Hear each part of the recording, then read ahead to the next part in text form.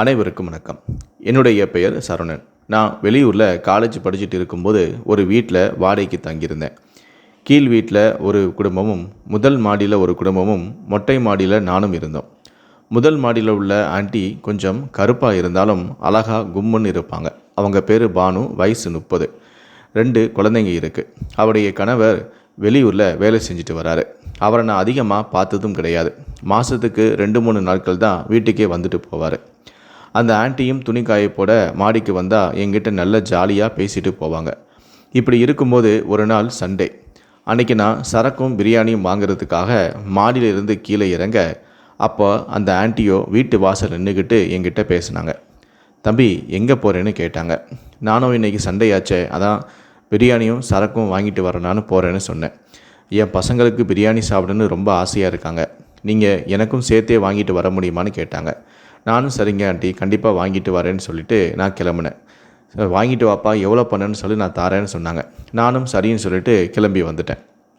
வரும்போது தான் யோசித்தேன், என்றைக்குமே கேட்க மாட்டாங்க, இன்றைக்கி குழந்தைங்கன்னு கேட்டுட்டாங்க, இதுக்கு போய் அவங்கக்கிட்ட காசு கேட்குறதா? வேண்டாம் வேண்டாம், காசே வாங்கக்கூடாது அப்படின்னு நினச்சிட்டு நானும் வாங்கிட்டு வீட்டுக்கு வந்தேன். பணம் எவ்வளோ தம்பின்னு கேட்டாங்க. நானும் பரவாயில்ல ஆண்டி, வேண்டாம் வச்சுக்கோங்க, குழந்தைங்களுக்கு தானே கேட்டீங்க, கொடுங்க சாப்பிடட்டும். பிரியாணியோட ரொம்ப ஆசையாகவும் பசியாகவும் இருந்திருப்பாங்க, அதனால் பசங்களுக்கு முதல்ல இந்த சாப்பாடை கொடுங்கன்னு சொல்லிவிட்டு பார்சல் அவங்கக்கிட்ட கொடுத்துட்டு நான் மாடிக்கு போனேன். நானும் சரக்கு அடிச்சுட்டு இருக்கும்போது கொஞ்சம் நேரத்திலேயே பானு ஆண்டி, தம்பி உள்ளே வரலாமான்னு கேட்டாங்க. வாங்க ஆண்டின்னு சொல்லிவிட்டு நான் சரக்கை மறைக்க வச்சேன். அதை அவங்க பார்த்துட்டு, நீ தான் குடிப்பேன்னு எனக்கு தெரியுமேன்னு சொன்னாங்க. சரிங்க ஆண்டின்னு சொல்லிவிட்டு மறைச்சி வச்ச சரக்கு எடுத்து மறுபடியும் டேபிள் மேலே வச்சேன். அவளும் பேசுகிற சாக்கில் என் பக்கத்தில் உட்கார, நானும் பசங்க எங்கே ஆண்டி, என்ன திடீர்னு என் ரூமுக்கெல்லாம் வந்திருக்கீங்கன்னு கேட்டேன். பசங்களா இப்போ தான் பிரியாணி சாப்பிட்டுட்டு விளையாட வெளியே போயிட்டாங்க. நான் தனியாக வீட்டில் இருக்க போர் அடிச்சுது. அதான் இன்றைக்கி சண்டே நீ வீட்டில் இருப்பியேன்னு நான் உன் ரூமுக்கு பேசலான்னு வந்தேன். ஏன் உன் ரூமுக்கெல்லாம் நான் வரக்கூடாதுனான்னு கேட்டாங்க.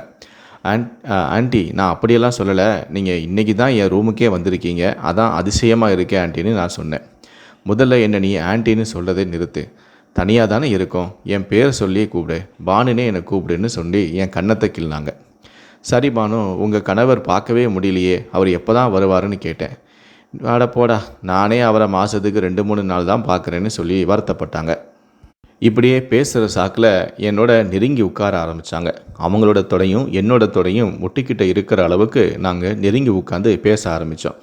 அப்போ தான் நான் யோசித்தேன், ஆண்டி எப்போவுமே மாடிக்கு வந்தாலும் அவங்க கை கூட என் மேலே படாது. நானே கிட்ட போய் பேசினாலும் கூட ஒதுங்கி போவாங்க. ஆனால் இன்றைக்கி என்னடானா இப்படி நம்ம கிட்ட வந்து க்ளோஸாக உட்காந்து பேசுகிறாங்களே, ஏதோ ஒரு மூடில் வந்திருக்காங்க போல் அப்படின்னு சொல்லிட்டு நானும் சரி சரக்கு ஊற்றி குடிக்கிற சாப்பில் அவங்க தொட மேலே கையை வைப்போம், என்ன ரியாக்ட் பண்ணுறாங்க அப்படின்னு சொல்லி தெரிஞ்சுக்கலான்னு நினச்சிக்கிட்டு நானும் சரக்கு ஊற்றி குடிச்சிக்கிட்டே என் தொடை மேலே என்னோடய தொடை மேலே கை வைக்கிற மாதிரி அவங்களோட தொடையும் தொட்டேன். அதுக்கு அவங்க எதுவுமே சொல்லலை. அப்போ தான் அவங்களுக்கு என் மேலே ஆசை இருக்குது அப்படிங்கிறதையும் நான் புரிஞ்சுக்கிட்டேன். சரி, நம்ம அடுத்த கட்டத்துக்கு போகலாம் அப்படின்னு சொல்லிட்டு, சரி பானு, அவர் மாதத்துக்கு 2-3 நாள் வந்தால் தான் என்ன, அந்த 2-3 நாள் நீங்கள் உங்கள் புருஷனோட சந்தோஷமாக தானே இருக்கீங்கன்னு நானும் கேட்டேன். ஏண்டா நீ வேற, அவர் வீட்டில் இருந்தார்னா கரெக்டாக 12 மணிக்கெலாம் கிளம்பி வீட்டை விட்டு போயிடுவார். போய் ஒயின் ஷாப்பில் போயிட்டு சரக்கு அடிச்சுட்டு 10ஆவதுக்கு சரக்கெல்லாம் வாங்கிட்டு வீட்டுக்கு வருவார். நைட்டு வரைக்கும் குடிச்சிக்கிட்டே இருப்பார் அப்படின்னு சொல்லி ரொம்ப வருத்தப்பட்டாங்க. சரி, இப்போ என்ன, குடிக்கிறதுல என்ன தப்பு இருக்குது? நைட்டு பசங்கள்லாம் தூங்கின பிறகு நீங்களும் உங்கள் புருஷனும் ஜாலியாக தானே இருப்பீங்கன்னு நான் கேட்டேன். நீ வேற, அவர் வர குடிச்சிட்டு தனி ரூமில் தூங்கிடுவார், நான் என் பசங்க கூட தூங்குவேன்னு சொன்னாங்க. சரி பானு, அப்போ நீங்கள் 2 பேருமே சேர்ந்தது ரொம்ப நாள் ஆயிடுச்சா அப்படின்னு நான் கேட்டேன். ரொம்ப நாள் இல்லைடா, 5 வருஷமாக ஆகுது அவரும் நானும் சேர்ந்து இருந்ததுலேன்னு சொல்லி ரொம்ப வருத்தப்பட்டாங்க. நானும் அவங்கள ஆறுதல் படுத்துகிற சாக்கில் நைஸாக அவங்களுடைய தோல் மேலே கையை போட்டு அவங்கள ஆறுதல் படுத்தினேன். பானு, உனக்கு ஆசை இருந்தால் வாங்கன்னு உங்களுடைய புருஷனை நீங்கள் கூப்பிட வேண்டியதானு நான் கேட்டேன். ஒரு நாள் நானே என்னுடைய உணர்ச்சிகளை கட்டுப்படுத்த முடியாமல் அவரை கூப்பிட்டேன். அப்போ அவரோ, ஏன், நமக்கு தான் 2 குழந்தைங்க ஆயிடுச்சே, போதும்னு சொன்னார். நானும், நான் தான் குடும்ப கட்டுப்பாடு ஆப்ரேஷன் பண்ணிட்டேன்ல, இதுக்கப்புறம் எனக்கு ஏங்க குழந்தை பிறக்க போகுது, வாங்க நாம் சந்தோஷமாக இருக்கலான்னு கூப்பிட்டேன். அதுக்கு அவரோ, என்னை விட்டுடு, எனக்கு விருப்பமாக இல்லை அப்படின்னு சொல்லிட்டாரு. நானும் என் ஆசையை கட்டுப்படுத்திட்டு குழந்தை கூடயே படுக்க ஆரம்பிச்சிட்டேன். இப்படியே நாட்களும் ஓடி கிட்டத்தட்ட 5 வருஷமும் ஆயிடுச்சு. நானும் யோசிக்க ஆரம்பித்தேன், எப்போவுமே வராத பானு இன்றைக்கி திடீர்னு நம்மளுடைய ரூமுக்கு வந்திருக்காங்க, நம்மளோட நெருங்கி வர உட்காந்துருக்காங்க. நம்ம தொட்டாலும் கூட நம்ம எதுவும் சொல்ல மாட்டேங்கிறாங்க. புருஷனோட சந்தோஷமாக இருந்து இத்தனை வருஷம் ஆயிடுச்சுன்னு வருத்தப்பட்டு வேற பேசுகிறாங்க.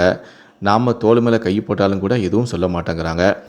அப்போ நாமளே வந்து ஓப்பனாக கேட்டுற வேண்டியதான் அப்படின்னு சொல்லிட்டு, அப்போ நாங்களும் நீயும் சந்தோஷமாக இருக்கலாமான்னு நான் கேட்டேன். டேய் லூஸு, அந்த ஆசைலாம் போய் எனக்கு ரொம்ப வருஷம் ஆயிடுச்சுடா. சரியாக குடிச்சிட்டு சாப்பிட்டு தூங்கு அப்படின்னு என் கன்னத்தை கிள்ளிட்டு அங்கேருந்து கிளம்பி போயிட்டாங்க. எனக்கு இது அதிர்ச்சியாக இருந்துச்சு. என்னடா இது, வந்தா உட்காந்தா பேசினா வான்னு கூப்பிட்டா கிளம்பி போயிட்டாளே. சரி, இன்றைக்கி அவளுக்கு என்ன மூடோ, இன்னொரு நாள் மாட்டாமையே போயிடுவா.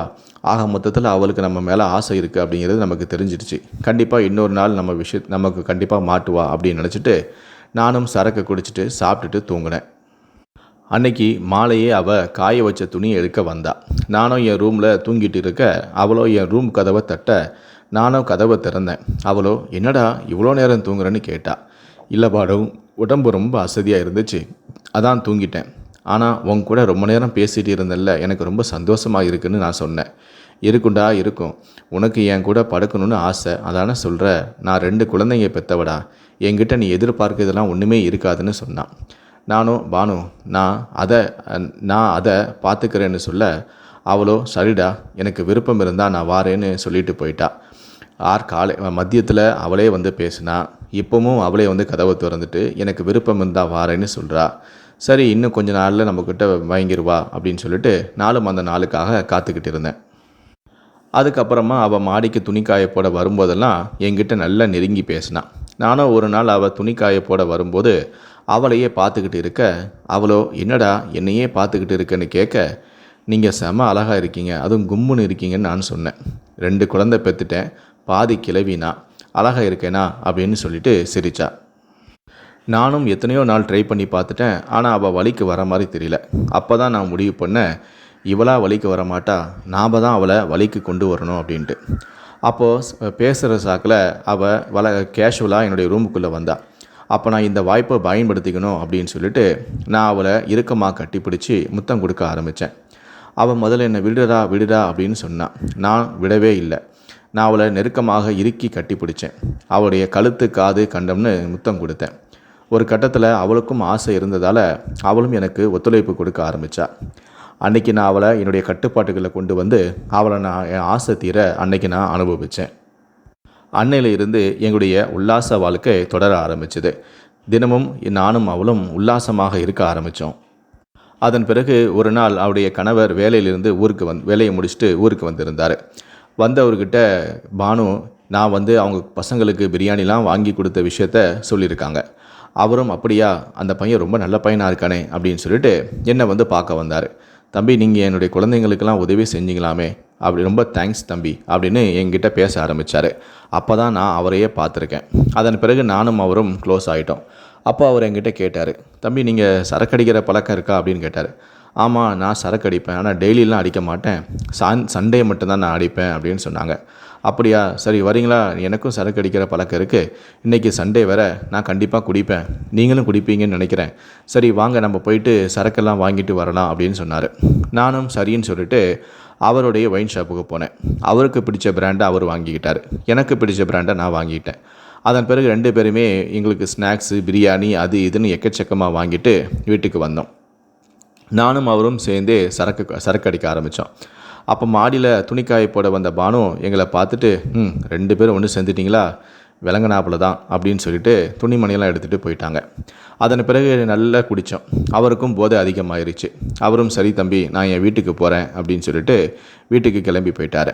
எனக்கும் போதை அதிகமானதால் நானும் வீட்டிலேயே படுத்து தூங்கிட்டேன். வழக்கமாக நானும் பானும் தினமும் உல்லாசமாக இருப்போம். ஆனால் இன்றைக்கி அவருடைய புருஷன் வந்ததால் நானும் அவளும் உல்லாசமாக இருக்கலை. ஆனால் திடீர்னு பார்த்தா காலையில் 6 மணிக்கெல்லாம் என்னுடைய வீட்டு கதவை தட்டுற சத்தம் கேட்டுச்சு. என்னடா இது, யாரோ 6 மணிக்கெல்லாம் வந்து தட்டுறாங்களே அப்படின்னு சொல்லி அன்னைக்கு நான் முழித்தேன். கதவை திறந்து பார்த்தா பானு இருந்தாங்க. என்ன பானு, இப்படி காலையில் சீக்கிரமாகவே வந்திருக்கீங்களே அப்படின்னு கேட்டேன். இல்லை, தினமும் நானும் நீயும் சந்தோஷமாக இருப்போம், ஆனால் இன்றைக்கி நம்ம இல்லைல்ல, அதான் எனக்கு நைட்டெல்லாம் தூக்கமே வரலை, அதான் நான் இப்போ ரூமுக்கு வந்தேன் அப்படின்னு சொன்னாங்க. ஏன் ரூமுக்கு வந்தீங்களா, வீட்டில் உங்கள் ஹஸ்பண்ட் இருக்காரே அப்படின்னு சொன்னேன். இல்லை நான் வெளியே வரும்போது வெளியே லாக் பண்ணிட்டு தான் வந்தேன், அதனால் பிரச்சனை இல்லை அப்படின்னு சொல்லிட்டு காலையிலேயே என் ரூமுக்கு வந்து என்னோட ஜாலியாக இருந்தாங்க. நானும் சரி வந்ததையே விடணும் அப்படின்னு சொல்லி நானும் அவங்களோட ஜாலியாக இருந்தேன். இப்படியே நாங்கள் ஒரு நாள் விடாமல் தினமும் ஜாலியாக இருக்க ஆரம்பித்தோம். அவள் புருஷன் ஊருக்கு வந்தாலும் கூட காலையில் வீட்டு கதவை பூட்டிட்டு மேலே என்னுடைய மாடிக்கு என்னுடைய ரூமுக்கு வந்துடுவாங்க. அதனால் நாங்கள் தினமும் இப்படியே உல்லாசமாக இருக்க ஆரம்பித்தோம். இப்படியே எங்களுடைய தகாத உறவும் தொடர்ந்துச்சு. வழக்கம் போல் இப்படியே நாங்கள் சந்தோஷமாக இருக்க மறுபடியும் ஒரு நாள் அவருடைய கணவன் வீட்டுக்கு வந்திருந்தார். எப்பவும் நாங்கள் உல்லாசமாக இருக்கிறது போல் பானும் அவருடைய வீட்டு கதவை மூடிட்டு மாடிக்கு என்னுடைய ரூமுக்கு வந்தாங்க. நானும் அவளும் உல்லாசமாக இருந்தோம். அந்த சமயம் பார்த்து வழக்கமாக பக்கத்து வீட்டுக்கு ஒரு பால்காரன் வந்து பாலை ஊற்றுறது வழக்கம். அன்றைக்கி அவனுக்கு ஏதோ ஒரு வேலை விஷயம் அப்படின்னு சொல்லிட்டு அவன் அந்த வேலையை வேற ஒரு ஆளுக்கிட்ட கொடுத்துட்டு போயிருந்தான். அந்த பால்காரன் அந்த வீட்டுக்கு போகாமல் தெரியாமல் பானுவோட வீட்டுக்கு வந்து கதவை தட்ட அந்த காலிங் பெல் சத்தத்தை கேட்டு பானுவோட ஹஸ்பண்ட் அன்னைக்கு முழிச்சிட்டாரு. அவர் வந்து கதவை திறக்கும் போது கதவை திறக்க முடியலையே என்ன தம்பி அப்படின்னு சொல்லி கேட்க, வெளியே பூட்டிருக்கு அப்படின்னு அந்த பால்காரன் சொல்ல, அதுக்கப்புறமா கதவை திறந்தார். என்ன விஷயம் அப்படின்னு சொல்லி கேட்க, பால் கொண்டு வந்திருக்கேன் அப்படின்னு அந்த பால்காரர் சொன்னார். இல்லைங்க, எங்கள் வீட்டில் நாங்கள் பால் வாங்க மாட்டோம், நீங்கள் வீடு மாறி வந்துட்டீங்க, பக்கத்து வீட்டில் தான் பால் வாங்குவாங்க அப்படின்னு சொல்லியிருக்காரு. உடனே அப்படியா, சாரிங்க, தெரியாமல் உங்கள் வீட்டு கதவை தட்டி உங்கள் தூக்கத்தை நான் கெடுத்துட்டேன், மன்னிச்சுக்கோங்க அப்படின்னு சொல்லிட்டு அந்த பால் ஊற்றுற பையனும் அங்கேருந்து கிளம்பி போயிட்டான். அப்போ தான் பானுவுடைய ஹஸ்பண்டுக்கு சந்தேகம் வந்துச்சு. காலங்காத்தால் இப்படி வெளியே பூட்டிக்கிட்டு அப்படி என் பொண்டாட்டி எங்கே போயிருக்கா அப்படின்னு சொல்லிட்டு அவளை தேட ஆரம்பித்தார். வெளியே வந்து பார்த்துருக்காரு, ரோட்டில் யாருமே இல்லை, ஆள் நடமாட்டமே இல்லை. அப்போது எங்கே போயிருப்பா, ஒருவேளை மாடிக்கு போயிருப்பாளோ அப்படின்னு சொல்லிட்டு பானுவுடைய ஹஸ்பண்ட் மாடிக்கு வர அங்கே நானும் அவளும் தனிமையில் இருக்கிறத அவர் பார்த்துட்டார். இதை பார்த்து அவர் அதிர்ச்சியானார். அவர் மாடிக்கு வருவாருன்னு நானும் பானுவும் கொஞ்சம் கூட எதிர்பார்க்கவே இல்லை. அவள் வழக்கமாக எப்போவுமே மாடிக்கு வரும்போது வீட்டு கதவை மூடிட்டு தான் வருவாள். அந்த தைரியத்தில் தான் நாங்கள் கணவன் ஊருக்கு வந்தாலும் கூட நாங்கள் தினமும் உல்லாசமாக இருக்கிறத நிறுத்தவே இல்லை. அப்படி தான் இன்றைக்கும் கதவை மூடிட்டு வந்தாள். ஆனால் அப்படி இருந்தும் கூட அவர் எப்படி வந்தார் அப்படின்னு சொல்லி நாங்கள் 2 பேருமே அதிர்ச்சியானோம். நாங்கள் 2 பேருமே இருந்த கோலத்தை பார்த்து அவருக்கு எங்களுடைய தகாத உறவு தெரிஞ்சிருச்சு. இதனால் அவர் எங்கள் 2 பேரையுமே கண்டபடி திட்ட ஆரம்பித்தார். அது மட்டும் இல்லை, அவருடைய மனைவியை அடித்து கீழே இழுத்துட்டு போனார். அன்றைக்கி அவருடைய மனைவிக்கும் அவருக்கும் கடுமையான சண்டையும் ஏற்பட்டுச்சு. நான் வெளியூருக்கு போன பிறகு நீயும் அந்த பையனும் தினமும் இப்படி தான் சந்தோஷமாக இருக்கிறீங்களா, எனக்கு துரோகம் பண்ணதுக்கு உனக்கு எப்படி மனசு வந்துச்சு அப்படின்னு சொல்லிட்டு அன்றைக்கி ஃபுல்லாக அந்த பானுவுக்கும் அவருடைய கணவனுக்கும் கடுமையான சண்டை ஏற்பட்டுச்சு. ஒரு கட்டத்தில் இனி நம்ம இந்த வீட்டில் இருக்கவே கூடாது, நம்ம இந்த வீட்டை உடனே காலி பண்ணிடணும் அப்படின்னு சொல்லிட்டு அவர் வெளியூருக்கு வேலைக்கு கூட போகாமல் வேற ஒரு வீட்டை தேடி பார்க்க ஆரம்பிச்சிட்டாரு. அவரும் அவசரம். அதன் பிறகு பானுவுடைய கணவர் எங்களுடைய வீட்டிலிருந்து கொஞ்சம் தள்ளி இன்னொரு வீடை பார்த்து அங்கே கொண்டு போய் பானையும் அவருடைய குழந்தைகளையும் வச்சுட்டு அதன் பிறகு அவர் வேலைக்கு போயிட்டார். போகும்போதே தன்னுடைய மனைவியை எச்சரிச்சுட்டு தான் போனார். என்னுடைய தகாத உறவை நீ தொடர்ந்துனா அடுத்த முறை வரும்போது உன்னை நான் கொன்னுடுவேன் அப்படின்னு சொல்லி மிரட்டிட்டு தான் போனார். இருந்தாலும் கூட பானுவால் தன்னுடைய உணர்வுகளை கட்டுப்படுத்த முடியல. மறுபடியும் அந்த புதிய வீட்டுக்கு போனாலும் கூட என்னோட பேச பழக ஆரம்பித்தாங்க. மறுபடியும் என்ன அந்த வீட்டுக்கு அழைத்து உல்லாசமாக இருக்க ஆரம்பித்தாங்க. இந்த வீட்டில் இருக்கும்போது பானு என்னுடைய வீட்டுக்கு வருவாங்க. இப்போ அவங்க புது வீட்டுக்கு போன பிறகு நான் அவங்களுடைய வீட்டுக்கு போக ஆரம்பித்தேன். நானும் பானுவும் அடிக்கடி நேரிலேயே சந்தித்ததால் இந்த வீட்டில் இருக்கும்போது நாங்கள் அந்தளவுக்கு பெருசாக பேசினதே கிடையாது ஃபோனில். ஆனால் இப்போ பானு வேற ஒரு வீட்டுக்கு போனதால் நாங்கள் 2 பேருமே தனிமையில் இருக்கிற நேரங்கள் போக மற்ற நேரங்களில் ஃபோனில் பேச ஆரம்பித்தோம். இப்படியே நாங்கள் அடிக்கடி ஃபோனிலையும் பேசி வந்தோம். நாட்கள் செல்ல செல்ல எங்களுடைய தகாத உறவு மீண்டும் தொடர்ந்தது. ஆனால் இந்த முறை அவருடைய கணவனுக்கு எங்களுடைய தகாத உறவு தெரியலை. அவருடைய மனைவியை வேறொரு இடத்துல கொண்டு போய் வச்ச பிறகு தான் மனைவி திருந்திட்டா, நல்லபடியாக வாழ்ந்துட்டு இருக்கா அப்படின்னு தான் பானுவுடைய கணவன் நினச்சிட்டு இருந்தார். ஆனால் எங்களுக்குள்ளான இந்த தகாத உறவு தொடர்ந்துக்கிட்டே தான் இருந்துச்சு. நாட்கள் செல்ல செல்ல நான் ஃபோன் பண்ணாலும் கூட பானு அந்த ஃபோனை சரியாக எடுக்கிறதும் இல்லை. அதுக்கப்புறம் நான் அடிச்சிருக்கேன் அப்படின்னு தெரிஞ்சாலும் கூட மறுபடியும் எனக்கு ஃபோன் பண்ணுறதும் இல்லை. சில நேரங்களில் நான் ஃபோன் பண்ணாலும் கூட பிஸின்னு வருது. என்னடா இது இப்படி நடக்குதே, சரியில்லையே அப்படின்னு சொல்லி எனக்கு பானு மீது சந்தேகமும் ஏற்பட்டுச்சு. ஒரு நாள் நான் ரகசியமாக பானுவை கண்காணிக்க ஆரம்பித்தேன். அப்போ தான் எனக்கு இன்னொரு பேரதிர்ச்சி காத்திருந்துச்சு. பானு புதிய வீட்டுக்கு போன பிறகு அவள் இன்னொரு பையனோட தொடர்பை ஏற்படுத்திக்கிட்டா. அவளுக்கு நான் போர் அடிச்சிட்டேன். அவளுக்கு புதிய உறவு தேவைப்பட்டுச்சு. இன்னொரு பையனோட அவள் தொடர்பை ஏற்படுத்திக்கிட்டு அவனோட பேசி பழகி அவனை தன்னுடைய வீட்டுக்கு அழைத்து அவனோட உல்லாசமாக இருக்க ஆரம்பித்தாள். இந்த விஷயம் எனக்கு தெரிஞ்சு நான் பானுவோட சண்டை போட ஆரம்பித்தேன். பானு அப்போ சொன்னால், எனக்கு எனக்கு உடல் தேவை அதிகமாக இருக்குது, நீயும் தேவை அவனும் தேவை. முந்தி நம்ம அதே வீட்டில் ஒரே வீட்டில் இருக்கும்போது தான் நம்ம தினமும் உல்லாசமாக இருந்தோம். ஆனால் இப்போ நம்ம புதிய வீட்டுக்கு வந்த பிறகு உன்னை தினமும் என்னால் கூப்பிட முடியல. தினமும் என்னுடைய வீட்டுக்கு நீ வந்துட்டு போனேன்னா சந்தேகம் வரும் நிறைய பேருக்கு. அதனால் நீ ஒரு நாள் அவன் ஒரு நாள் 2 பேரையும் நான் யூஸ் பண்ணிக்கிறேன் அப்படின்னு சொன்னாங்க. எனக்கு ஆத்திரம் தலைக்கு ஏறிச்சு. எனக்கு பானுவை இன்னொருத்தனுக்கு விட்டு கொடுக்க எனக்கு மனசு வரலை. அதனால் நீ என்னோட மட்டுமே தான் நீ தகாத உறவில் இருக்கணும், வேறு யாருடனும் தொடர்பு வச்சுக்க கூடாது அப்படின்னு சொல்லி நான் கண்டித்தேன். ஆனால் இது பானுவுக்கு கோபத்தை ஏற்படுத்துச்சு. இதனால் எனக்கும் பானுக்கும் அடிக்கடி பிரச்சனையும் வர ஆரம்பிச்சது. நாட்கள் செல்ல செல்ல இந்த பிரச்சனை எங்களுக்குள்ளே அதிகமாச்சு. அடிக்கடி நான் பானு கூட இந்த விஷயமா சண்டை போடவும் ஆரம்பித்தேன். ஒரு நாள் நான் ஃபோன் போடும்போது பானு ஃபோனை எடுக்கவே இல்லை. கொஞ்சம் நேரம் கழித்து தான் பானு ஃபோன் எடுத்தா. அப்போ நான் பானுவோட சண்டை போட்டேன். இதனால் கோபமான பானு உடனடியாக என்னுடைய வீட்டுக்கு வந்துட்டா. வந்தவ, நீ என்னை வந்து கண்ட்ரோல் பண்ணுற, நீ என்ன எனக்கு தாலி கட்டின புருஷனா, அவன் கூட பேசக்கூடாது, இவன் கூட பேசக்கூடாது, அவங்க கூட பழகக்கூடாதுன்னு சொல்கிறதுக்கு நீ யார் அப்படின்னு சொல்லி என்னோட கடுமையான சண்டை போட்ட ஆரம்பித்தா. கோபத்தில் என் வீட்டில் நான் வச்சுருந்த கிரிக்கெட் பேட்டை எடுத்து என்ன அடித்தா. எனக்கு கோபம் தலைக்கு ஏறிச்சு. நான் வீட்டில் வச்சுருந்த காய்கறி வெட்டக்கூடிய கத்தியை எடுத்துகிட்டு வந்து கோபத்தில் பானுவை சரமாரியாக குத்தி கொலை செஞ்சுட்டேன். இதை பார்த்து அவளை கொலை பண்ண பிறகு தான் நான் என் சுயநினைவுக்கே தெரிஞ்சேன். ஆத்திரத்தில் இப்படி நம்ம ஒரு தப்பு பண்ணிட்டோமே, நம்முடைய வாழ்க்கையே போச்சே அப்படின்னு சொல்லி பயந்து போய் நான் அங்கிருந்து அப்படியே நான் வந்து ஓடி போயிட்டேன். அதன் பிறகு கீழ் வீட்டில் இருக்கிறவங்க எதேச்சியாக மேலே வர அங்கு பானு கொலை செய்யப்பட்டு கிடப்பதை பார்த்து அவங்க அதிர்ச்சி அடைந்து உடனடியாக போலீஸாருக்கு தகவல் தெரிவித்தாங்க. போலீஸாரும் உடனடியாக சம்பவ இடத்துக்கு வந்து இந்த பெண் யார், எதுக்காக இங்கே வந்தாங்க அப்படின்னு சொல்லி விசாரிக்கும் போது தான் இவங்க ஏற்கனவே இங்கே குடியிருந்த பெண், இவங்க இந்த வீட்டில் குடியிருந்த அந்த பையனை பார்க்கறதுக்காக வந்தாங்க, ஆனால் வந்த இடத்துல இப்படி கொலை செய்யப்பட்டிருக்காங்க, அந்த பையனையும் காணோம் அப்படின்னு சொல்லிட்டு அவங்க புகார் கொடுத்துருக்காங்க. அதன் பிறகு போலீஸார் உடனடியாக பானுவுடைய உடலை கைப்பற்றி பிரேத பரிசோதனைக்காக மருத்துவமனைக்கு அனுப்பி வைத்து போலீஸார் விசாரணையை துவங்கினாங்க. நானும் பயந்து போய் தலைமறைவாக இருந்தேன். போலீஸாரும் அதன் பிறகு தனிப்படைகள் அமைத்து வலை வீசி தேடி என்னையும் கைது பண்ணிட்டாங்க. அதன் பிறகு காவல் நிலையம் அழைத்து சென்று எதுக்காக இந்த கொலையை பண்ணீங்க, என்ன நடந்துச்சு, உங்கள் 2 பேருக்குள்ளே என்ன உறவு அப்படின்னு சொல்லி என்கிட்ட துருவி விசாரணையை ஆரம்பித்தாங்க. அப்போ தான் நான் அனைத்து உண்மைகளையும் சொன்னேன். எனக்கும் பானுக்கும் நாங்கள் 2 பேரும் ஒரே வீட்டில் தான் வாடகை குடியிருந்தோம். அப்போ எங்கள் 2 பேருக்கும் உள்ள பழக்கம் ஏற்பட்டுச்சு. அதுவே நாளையில் தவறான உறவாக மாறிச்சு. நாங்கள் 2 பேரும் அடிக்கடி தனிமையில் சந்திச்சுட்டு வந்தோம். இந்த விஷயமானது எப்படியோ அவன் கணவனுக்கு தெரிஞ்சு அவர் இந்த வீட்டை காலி பண்ணிவிட்டு வேறு ஒரு வீட்டுக்கு போயிட்டார். வேறு வீட்டுக்கு போன பிறகு கூட எங்களுடைய உறவு தொடர்ந்துச்சு. ஆனால் அந்த சமயத்தில் தான் பானு என்னை போலவே வேறு ஒருத்தனுடைய தொடர்பை ஏற்படுத்திக்கிட்டா. இது எனக்கு கோபத்தையும் ஆத்திரத்தையும் ஏற்படுத்துச்சு. அந்த உறவை நீ துண்டிக்கணும்னு சொல்லி நான் பானுக்கிட்ட சண்டை போட்டேன். இதுவே எங்களுக்குள்ள பெரிய பிரச்சனையாகி பானு என்னை வந்து அடித்தா. நானும் கோபத்தில் கத்தி எடுத்து அவளை குத்தி கொலை செஞ்சுட்டேன் அப்படின்னு சொல்லி போலீஸார்கிட்ட வாக்குமூலம் அளித்தேன்.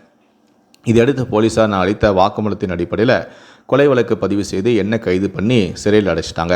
தற்போது பானு என்னோட வந்து தகாத உறவில் இருந்ததால் அவருடைய குழந்தைங்க 2 பேருமே தாய் இல்லாமல் அழுதுகிட்டே இருக்கிறாங்க. இந்த சம்பவத்தை பற்றிய உங்களுடைய கருத்துக்களை கீழே இருக்கக்கூடிய கமெண்ட் செக்ஷனில் மறக்காமல் சொல்லுங்கள். நன்றி, வணக்கம்.